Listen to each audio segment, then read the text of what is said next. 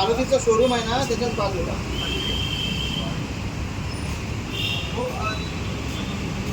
युरियाचा हा आहे की युरिया दाणा पण नाही दाखवायला तुम्हाला. काय म्हणता काय?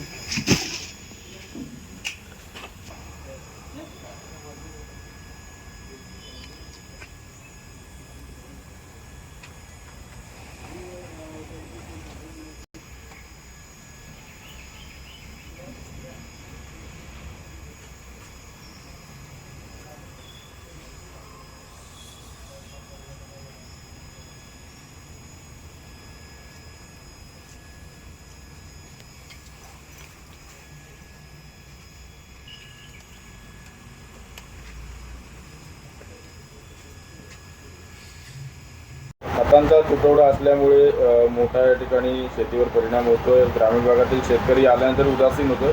पुरवठा कमी आहे, काय सांगाल? निम्म्यापेक्षा कमी पुरवठा झालेला आहे आणि शेतीचं क्षेत्र वाढलेलं आहे, लागवड वाढलेली आहे. त्याच्यामुळे खताचा पुरवठा वाढायला पाहिजे, पण तो न वाढवताना कमीच करतायत. काही ठिकाणी रेंज नसल्यामुळे ते थंब लावायचे मशीन आहेत, त्याच्या मशीनवरती काही लोकांकडे ग्रामीण भागातल्या शिल्लक दिसतो. त्याच्यामुळे गव्हर्नमेंटचं म्हणणं असं आहे की तुमच्याकडे खत शिल्लक आहे, तुम्हाला खत कशाला पाहिजे. तर ते ती आधी एक पॉज मशीनचं बंद करून टाका, कारण ते शक्यच नाही इकडे चालणं. आधी नेट पाहिजे सगळीकडे. नेट कुठेच नाही आणि पॉज मशीन घरोघरी नेऊन द्या, दुकानदारांच्या दुकानात देऊन ठेवले. पुरवठा लागतो आणि सध्या किती आला? दरवर्षी माझ्याकडे स्वतःकडे 3000 मेट्रिक टन जातं. माझ्याकडे आत्तापर्यंत 1500 मेट्रिक टन गेलेलं आहे. सप्लाय नसल्यामुळे असं प्रत्येकाकडेच आहे. हा माझा सांगितला मी.